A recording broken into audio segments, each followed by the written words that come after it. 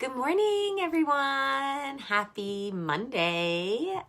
Today we're going to be talking about the trials and tribulations and challenges that empaths face every day. I just realized that my glasses are completely dirty and I am actually seeing better without them on.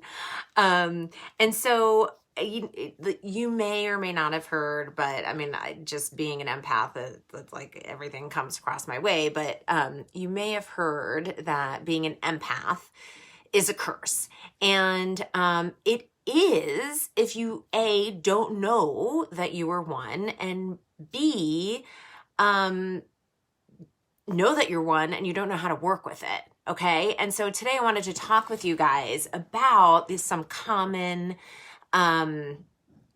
challenges that empaths face just by purely living a life and moving about the world as feelers, okay? And so, and just an FYI, I have to make this somewhat short because I signed my girls up for a cooking camp, which I thought was going to be a super exciting thing. And then I realized that it's going to be a Zoom call and I'm pretty much cooking for the next 2 hours. So, so I want to make this a little bit short on time because I have to cook pupusas and sweet potato donuts. So it's going to be good. But one of the, here's a challenge, an empath challenge. We get overwhelmed pretty quickly, pretty easily.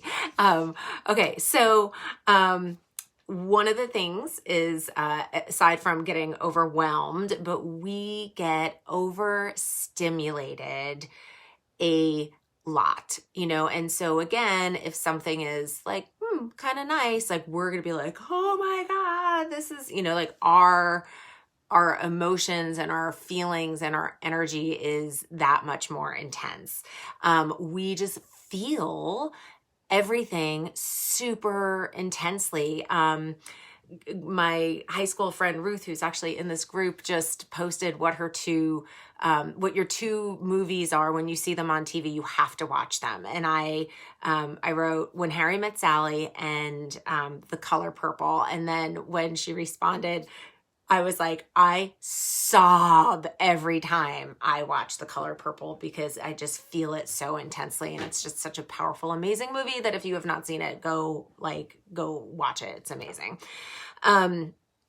We also absorb the stress and negativity of others. And so again, you've heard me say a lot, ask if this is yours, because when we are human absorbers. And so we are picking up very subtle energies and emotions of other people that they may or may not even know that they're having at that point. And so we are constantly picking up other people's stresses and negativity.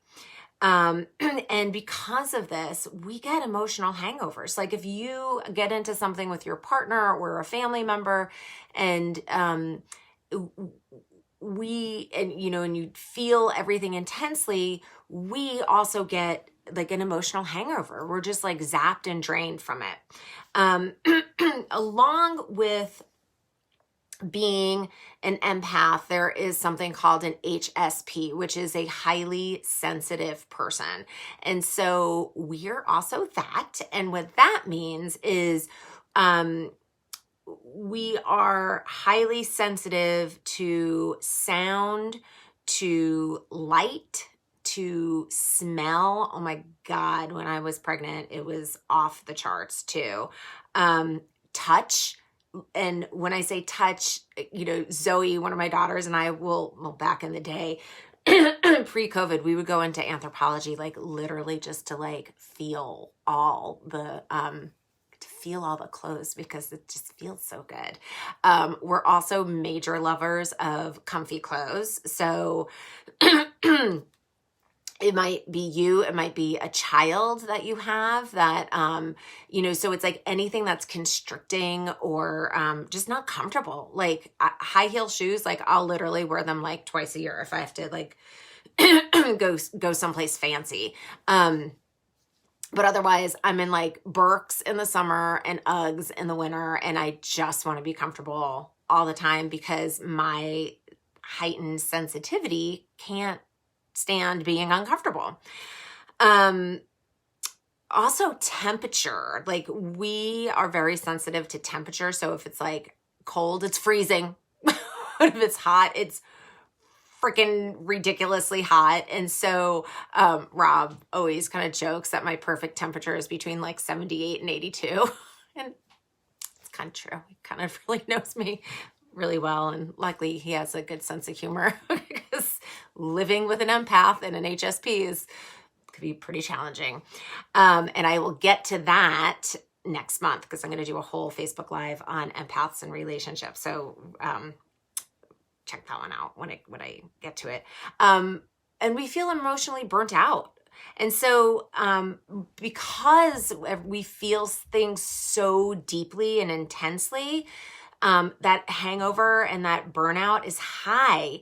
And because we feel things so deeply, we often feel like lonely or isolated and have a feeling that like not many people understand us. And so, which is why I want to talk so much about being an empath, because it could be really lonely out there because you're just like, am I a freak of nature that I just like go deep and feel deep and everything is deep and feeling all the time? And so the more we could create community around it, like that is helpful to everybody.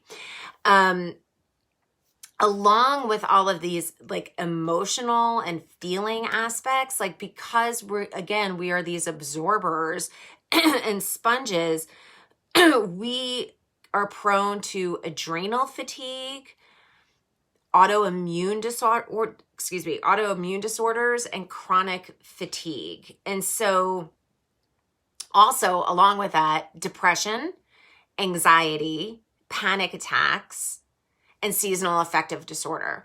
And on an energetic level, if you do not know that you are an empath and you are absorbing other people's energies or the planet's energies, like you are going to get anxious. You are going to get depressed. And so, and, you know, as with earth empaths, seasonal affective disorder, like I live in Seattle and that's like a thing. That's like a real thing that like when it's dark and gray and rainy, you know, we're not getting that sunlight. And so that's even more important that you get outside because our souls and our energy and our feelings and our moods are extra connected to nature. And so it's extra important that we get out when we are feeling sad or depressed or anxious, to get ourselves out into nature to help equilibrate that. You know, and this is why soul care is so, it's not an option. You have to do it. And, you know, I think as women, I know, and I feel as women, we have to take the time and create the space for a soul care system. We have to meditate and journal and you know, and yes, move your body and feel your feelings. You guys have heard this all before, but specifically journaling and meditation, I just want to take a minute to talk about, because when we are these absorbers and things are getting like lobbed onto us and we're feeling all the feelings that we're feeling and energetically all this subtle stuff is going on, we have to create something that we can release all of that energy and those feelings out of us so that we can become an open vessel for the divine to come in.